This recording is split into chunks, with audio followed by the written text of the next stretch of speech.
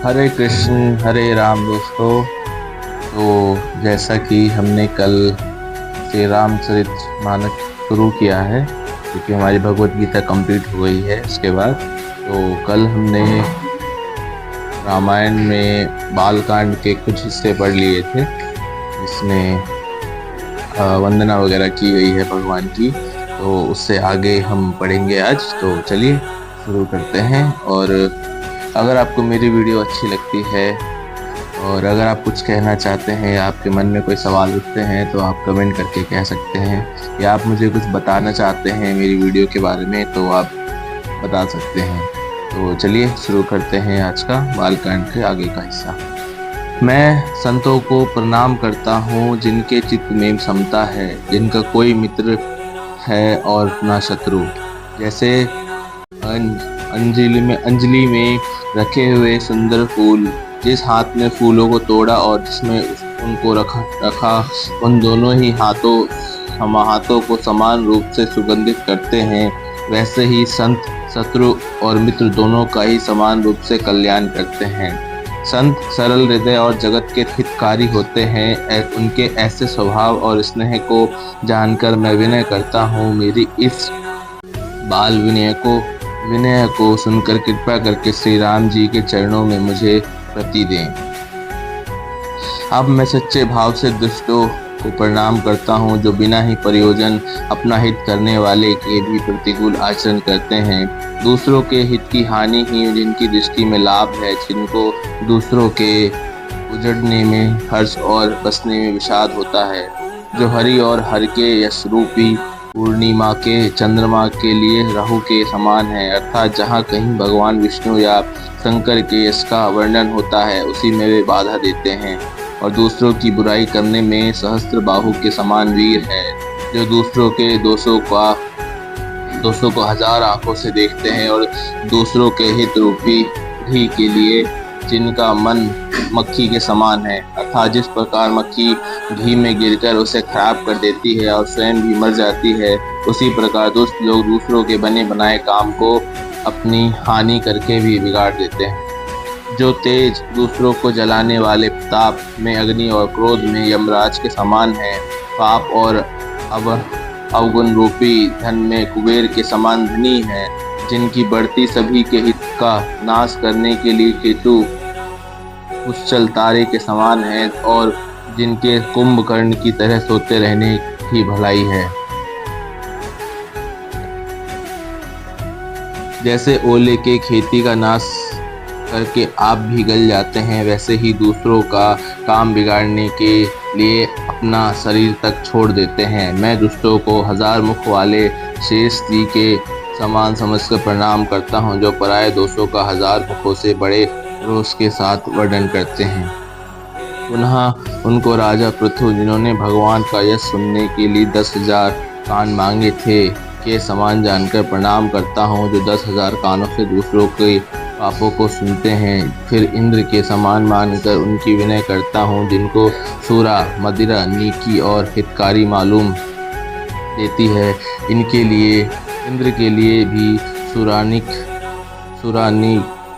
अर्थात देवताओं की सेना हितकारी है, जिनको कठोर वचन रूपी वज्र सदा प्यारा लगता है, और जो हजार आंखों से दूसरों के दोषों को देखते हैं। दुष्टों की यह रीति है कि वे उदासीन शत्रु अथवा मित्र किसी का भी हित सुनकर जलते हैं। यह जानकर दोनों हाथ जोड़कर यह जन प्रेम पूर्वक उनसे विनय करता है। मैं अपनी ओर से विनती की है, परंतु वे अपने ओर से कभी नहीं चुकेंगे। को बड़े प्रेम से पालिए, परंतु वे क्या कभी मांस के त्यागी हो सकते हैं। अब मैं संत और असंत दोनों के चरणों की वंदना करता हूँ। दोनों ही दुख देने वाले हैं, परंतु उनमें कुछ अंतर कहा गया है। वह अंतर यह है कि एक संत जो बिछुड़ते समय प्राण हर लेते हैं, और दूसरे असंत मिलते हैं तब दारुण दुख देते हैं। अर्थात संतों का बिछुड़ना मरने के समान दुखदायी होता है, और असंतों का मिलना। दोनों संत और असंत जगत में एक साथ पैदा होते हैं, पर एक साथ पैदा होने वाले कमल और जौं की तरह उनके गुण अलग अलग होते हैं। कमल दर्शन स्पर्श से सुख देता है, किंतु जो शरीर का स्पर्श पाते ही रक्त चूसने लगती है। साधु अमृत के समान मृत्यु रूपी संसार से उबारने वाला और असाधु मदिरा के समान मोह, प्रमाद और जड़ता उत्पन्न करने वाला है। दोनों को उत्पन्न करने वाला जगत रूपी अगाध समुद्र एक ही है। शास्त्रों में समुद्र मंथन से ही अमृत और मदिरा दोनों की उत्पत्ति बताई गई है। भले और बुरे अपनी अपनी करनी के अनुसार सुंदर यश और अपयश की संपत्ति पाते हैं। अमृत, चंद्रमा, गंगा जी और साधु एक एवं विष, अग्नि, कलयुग के पापों की नदी अर्थात कर्मनाशा और हिंसा करने वाला व्याध, इनके गुण अवगुण सब कोई जानता है, किंतु जिसे जो भाता है उसे वही अच्छा लगता है। भला भलाई ही ग्रहण करता है और नीच नीचता को ही ग्रहण किए रहता है। अमृत की सराहना अमर करने में होती है और विष की मारने में। दुष्टों के पापों और अवगुणों की और साधुओं की गुणों की कथाएं दोनों ही अपार और अथाह समुद्र है। इसी से कुछ गुण और दोषों का वर्णन किया गया है, क्योंकि बिना पहचाने उनका ग्रहण या त्याग नहीं हो सकता। भले बुरे सभी ब्रह्मा के पैदा किए हुए हैं, पर गुण और दोषों का विचार कर वेदों ने उनका अलग अलग कर दिया है। वेद, इतिहास और पुराण कहते हैं कि ब्रह्मा की यह सृष्टि गुण अवगुणों से सनी हुई है।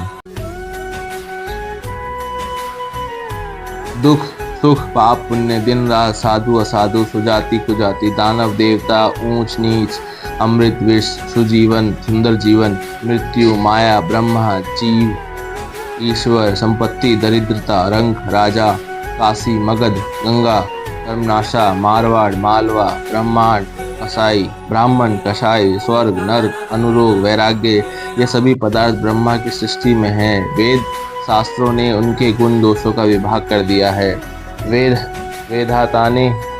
विधाता ने इस जड़ चेतन विश्व को गुण दोष में रचा है, किंतु संत रूपी हंस दोष रूपी जल को छोड़कर गुण रूपी दूध की तरह ग्रहण करते हैं। विधाता जब इस प्रकार का हंस का सा विवेक देते हैं, तब दोषों को मार छोड़कर मन गुणों में अनुरक्त होता है।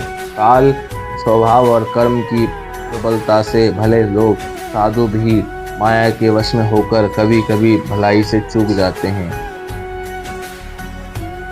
भगवान के भक्त जैसे उस चूक को सुधार लेते हैं और दुख दोषों को मिटाकर निर्मल यश देते हैं, वैसे ही दुष्ट कभी कभी उत्तम संग पाकर भलाई करते हैं, परंतु उनका कभी भंग न होने वाला मलिन स्वभाव नहीं मिटता। जो वेशधारी ठग हैं, उन्हें भी अच्छा साधु का सा वेश बनाए देखकर वेश के प्रताप से जगत पूजता है, परंतु एक न एक दिन वे चौड़े आ ही जाते हैं। अनंत तक उनका कपट नहीं निभता, जैसे काल नेमी रावण और राहु का काल हुआ है। बुरा वेश बना लेने पर भी साधु का सम्मान ही होता है, जैसे जगत में जाम्बवन और हनुमान जी का हुआ। बुरे संग से हानि और अच्छे संग से लाभ होता है, यह बात लोक और वेद में है और सभी लोग इसको जानते हैं। पवन के संग से धूल आकाश पर चढ़ जाती है और वही नीचे की और बहने जल के संग में कीचड़ में मिल जाती है। साधु के घर के ने तोता मैना राम राम सुमरते हैं और असाधु घर के तोता मैना गिन गिन कर गालियां देते हैं। कुसंग के कारण धुआं कालिख कहलाता है, वही धुआं सुसंग से सुंदर स्याही होकर पुराण लिखने के काम में आता है, और वही धुआं जल, अग्नि और पवन के संग से बादल होकर जगत को जीवन देने वाला बन जाता है। ग्रह, औषधि, जल, वायु और वस्त्र, ये सब भी कुसंग और सुसंग पाकर संसार में बुरे और भले पदार्थ हो जाते हैं। चतुर एवं विचारशील पुरुष ही इस बात को जान पाते हैं।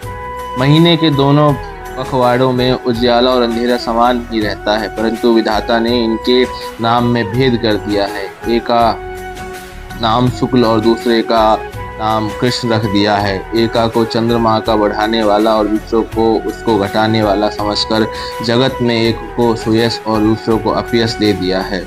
जगत में जितने जड़ और चेतन जीव है, सबको राममय जानकर मैं उन सबके चरण कमलों की सदा दोनों हाथ जोड़कर वंदना करता हूँ।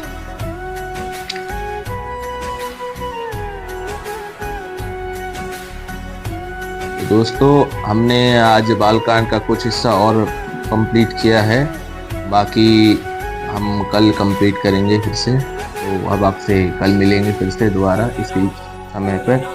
चलिए फिर, जय श्री राम।